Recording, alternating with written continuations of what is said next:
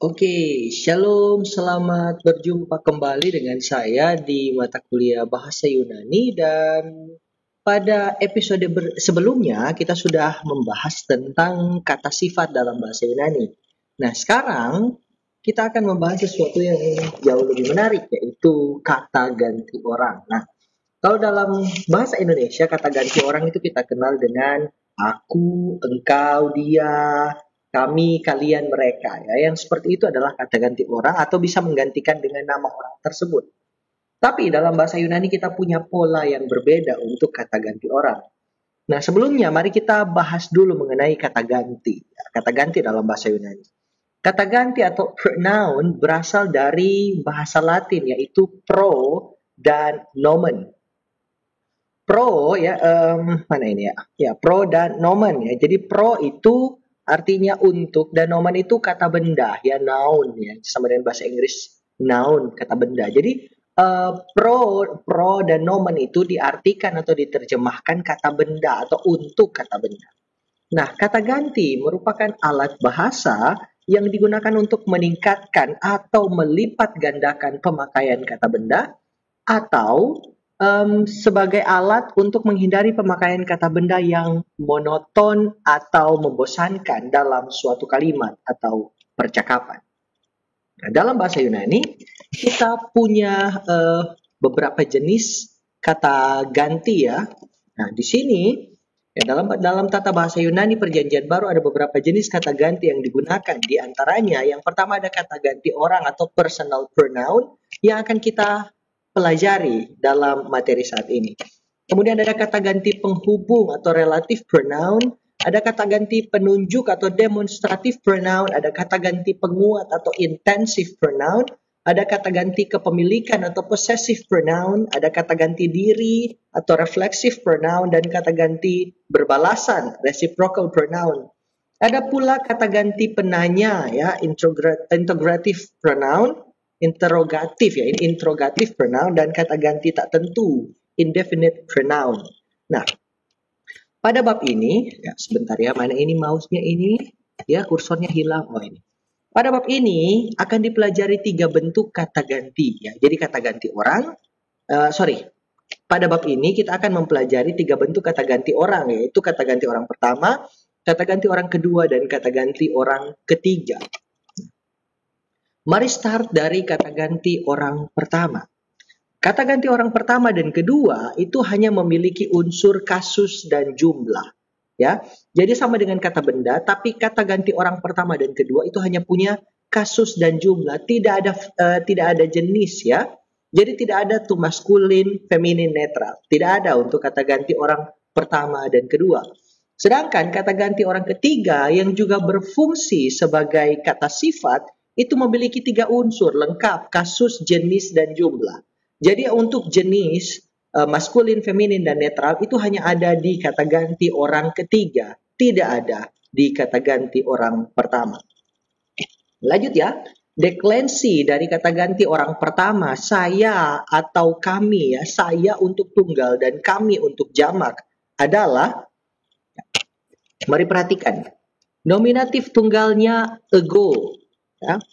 Nominatif tunggalnya ego, ya ini mungkin awal dari kata egois ya, karena ini saya ya. Ego kan itu keakuan ya. Egois itu selfish yang mementingkan diri sendiri.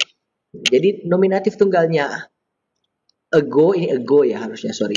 Nominatif tunggalnya ego, genetif tunggalnya emu atau mu, datif tunggalnya emoy atau moy, akusatif tunggalnya eme atau me. Nominatif tunggal ego diterjemahkan saya ya. Genetif tunggal emu atau mu diterjemahkan dari saya. Selama-lamanya genetif akan tetap seperti ini teman-teman.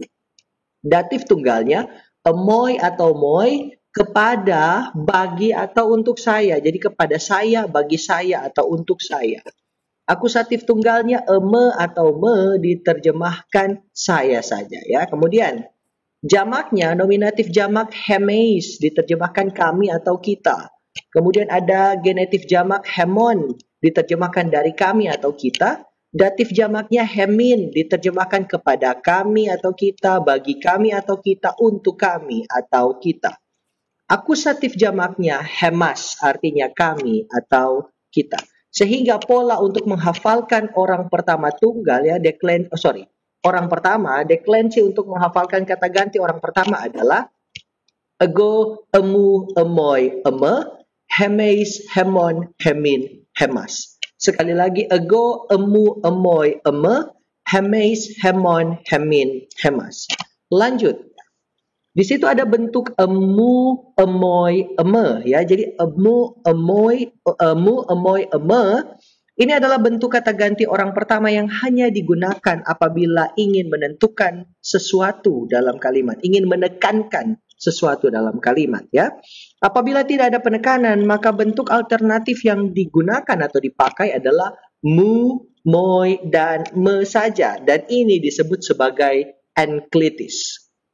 Kemudian lanjut ya, ada kata ganti orang kedua. Kata ganti orang kedua engkau atau kamu ya. Engkau untuk tunggal dan kamu untuk jamak.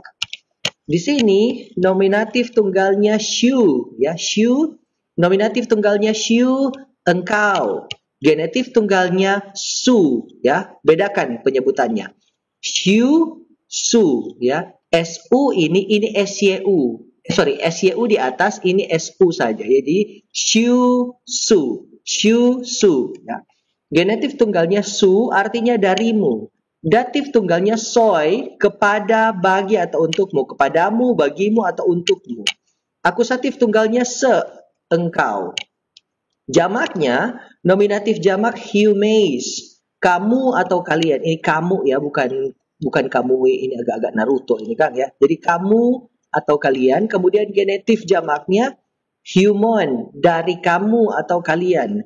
Datif jamaknya, mana ini kursor ini, aduh tapi kursor dia hilang. Oke, datif jamaknya humin, kepada kamu atau kalian, bagi kamu atau kalian, untuk kamu atau kalian. Akusatif jamaknya humas, kamu atau kalian.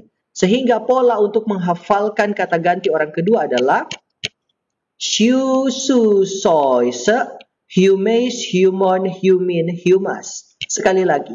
Shu, su, soy, se, humeis, humon, humin, humas. Ya, ini shu, su ya, bukan susu ya. Hati-hati salah jumbo. Shu, su, soy, se, humeis, humon, humin, humas. Lanjut. Nah, kata ganti orang ketiga, sekali lagi bahwa kata ganti orang ketiga, unsur kata gantinya sudah bertambah satu, yaitu jenis. Jadi untuk kata ganti orang ketiga dia jadi agak ribet ya. Di sini kata ganti orang ketiga sebetulnya adalah autos. Tapi ini dalam bentuk nominatif maskulin tunggal.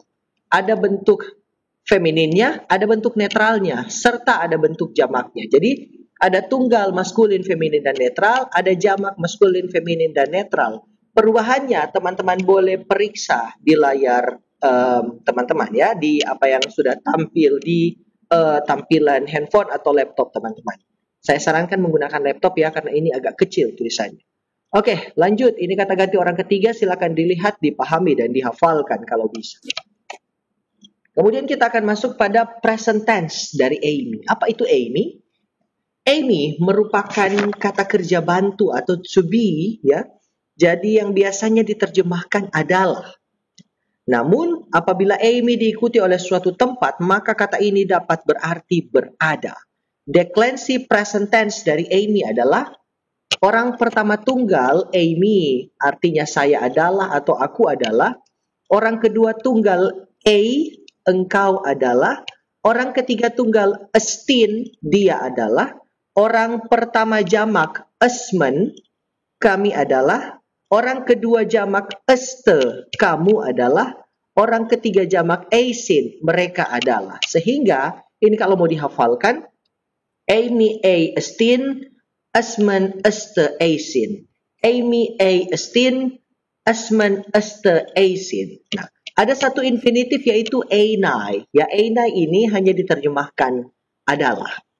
Nah, perhatikan teman-teman, di bawah ada catatan kecil ya. Jadi objek dari to be ini adalah nominatif dengan jumlah yang sama. Jadi to be petuan atau to be pasangan itu adalah kata benda nominatif dengan jumlah yang sama. Jadi nominatif kalau to be-nya tunggal, maka nominatif yang menyertai dia, kata benda nominatif yang partner dengan dia juga harus tunggal. Kalau dia jamak, maka kalau to be ini jamak, maka kata benda nominatif yang mengikuti dia juga harus jamak. Contoh di sini, saya adalah guru. Amy ho didaskalos. Amy tunggal kan? Jadi kata benda yang mengikutinya harus juga tunggal dalam keadaan kasus nominatif. Ho didaskalos adalah kata benda nominatif maskulin tunggal. Lanjut, engkau adalah rasul. Engkau ya, A ini tunggal, jadi yang mengikutinya juga harus nominatif tunggal ya. Nominatif tunggal ini ho apostolos, nominatif maskulin tunggal ya. Kemudian, dia adalah rasul, estin tunggal ya. Jadi kata benda yang mengikutinya juga harus nominatif maskulin harus nominatif tunggal, harus tunggal dalam kasus nominatif. Ini memenuhi syarat ya. Ho apostolos itu memenuhi syarat karena dia nominatif maskulin tunggal. Kemudian kami adalah rasul-rasul. Asmen jamak kan? Ya, kami. Asmen jamak. Hoi apostoloi karena dia ini jamak ya. Jamak jadi dalam keadaan nominatif. Mereka adalah rasul-rasul. Eisin ya, jamak juga hoi apostoloi, nominatif jamak. Oke, lanjut teman-teman. Di sini ada kata-kata depan yang berakhiran dengan sebuah vokal ya. Jadi ada kata-kata depan yang berakhiran dengan sebuah vokal. Kata depan yang berakhiran vokal apabila berada di depan kata benda dengan huruf awal vokal atau vokal rangkap, maka huruf vokal pada akhir kata depan itu akan hilang dan digantikan dengan tanda koma kecil. Kenapa dia? Digantikan dengan tanda koma kecil di atas begitu yang disebut dengan elision ya. Contoh di sini ada kata Hypo Uranus. Ya, mana ini? Oke, Hypo Uranus. Sorry ya, salah saya baca. Oke, Hypo Uranus. Ketika berada dalam keadaan ini, perhatikan yaitu penjelasannya kata depan yang berakhiran vokal, ya, apabila berada di depan kata benda dengan huruf awal vokal atau vokal rangkap. Nah, ini ya. Hypo akhirannya vokal kan? Nah, Uranus ini diawali dengan vokal rangkap. Jadi dia memenuhi syarat yang di atas. Jadi Hypo Uranus, maka Omikron di sini huruf akhir vokal ini akan hilang dan berganti dengan tanda elision. Jadi Hypo Uranus akan berubah menjadi Hyup Uranus. Lanjut, Apo Autu. Apo juga ya berakhiran vokal dan autu ini diawali oleh vokal rangkap sehingga Apo ini omikronnya harus hilang karena dia berakhiran vokal dan dia akan jadi up auto. Apo auto akan jadi up auto. Lanjut. Jika kata benda yang mengikuti kata depan itu mempunyai tanda hembus keras ya, alias asper, maka kata depan tersebut akan berubah menjadi af. Ya, jadi bukan up tapi af. Contoh kata apo hemeras. Apo hemeras. Apo berakhiran vokal, hemeras diawali dengan huruf vokal, ada eta di sini. Kemudian ada tanda hembus keras, ya, ada tanda hembus asper di sini. Nah, jadi aturan tadi dia akan berubah menjadi af, bukan lagi up tapi af. Jadi apo hemeras akan jadi af hemeras. Af hemeras. Nah, hal ini akan terjadi kalau dia huruf P ya, dia akan berubah menjadi V. Kalau dia huruf kappa, dia akan berubah menjadi khi. Dan kalau dia tau, dia akan berubah menjadi theta. Ya, sip. Kita lanjutkan teman-teman. Di sini ada kosakata yang teman-teman perlu hafalkan ya. Jadi ada 1, 2, ada 10, ada 14. Ada 14, 15, 16, 17, 18. Vocabulary yang harus teman-teman hafalkan. Jadi ada 4 kata kerja. Apostolo eimi eisago ekbalo. Kemudian ada 10 kata benda. Angelos, aletheia, dikaiosune, kosmos, nomos, ochlos, poterion, huios, chronos, dan psyche. Kemudian ada partikel negatif atau kata tanda negatif. U ya. Sebelum lenis dia uk dan sebelum asper dia uk. Kemudian ada kata depan apo ya. Ada eis, ada ek atau x dan kata sambung Allah. Mari kita mulai dari yang pertama. Apostolo artinya send out, mengutus atau menyuruh atau mengirim ya. Ini sama dengan kata apostle ya. hampir mirip dengan kata apostle, tapi apostolo ini adalah kata kerjanya, bukan kata bendanya. Kemudian ini mirip dengan kata apostolos ya, kalau kata benda. Apostolos adalah rasul, jadi rasul atau utusan kan. Kalau apostolo itu mengutus, menyuruh atau mengirim. Kemudian ada Amy ya, to be ya, adalah atau berada. Kemudian ada eisago. Eisago go into atau enter, pergi ke dalam atau memasuki atau membawa ke gitu. Kemudian ada ekbalo. Ekbalo itu cast out, mengusir, mengeluarkan atau menolak. Kemudian ada hoangelos, messenger ya, pesuruh atau utusan ya. Ini bisa juga diterjemahkan angel atau malaikat. Kemudian ada he aletheia, truth ya. Ya, ini artinya kebenaran. Kemudian ada he dikaiosune, rightness ya, keadilan atau kebenaran. Kemudian ada ho cosmos, world atau dunia ya. Ini yang biasa nonton film Ultraman Cosmos. Ya, artinya kosmos itu dunia. Kemudian ada ho nomos, law atau hukum, dan kemudian ada ho ochlos, crowd, orang banyak, halayak atau kerumunan. Lanjut ada topoterion, cup, cangkir, cawan atau piala. Kemudian ada ho huyos, son, anak laki-laki. Kemudian ada ho chronos, time, waktu, dan ada he psyche, life, soul, ya, life atau soul, hidup atau jiwa. Nah, he psyche ini yang pada akhirnya membentuk kata psikologi dalam bahasa Indonesia. Kemudian ada partikel negatif u sebelum linis dia u. Sebelum linis dia uk, sebelum asper dia uk, itu diterjemahkan tidak atau bukan. Kemudian ada kata depan apo. Kalau bertemu dengan genetif dia diterjemahkan from atau away from, jauh ya, jauh dari atau dari. Kemudian ada ace. Ketika bertemu dengan akusatif dia diterjemahkan into, ke dalam. Kemudian ada kata depan ek atau x. Kalau dia sebelum vokal dia ek, sebelum vokal rangkap dia x. Diterjemahkan out of atau from within, keluar dari atau dari dalam. Kemudian ada kata sambung, ala, but atau tetapi ya.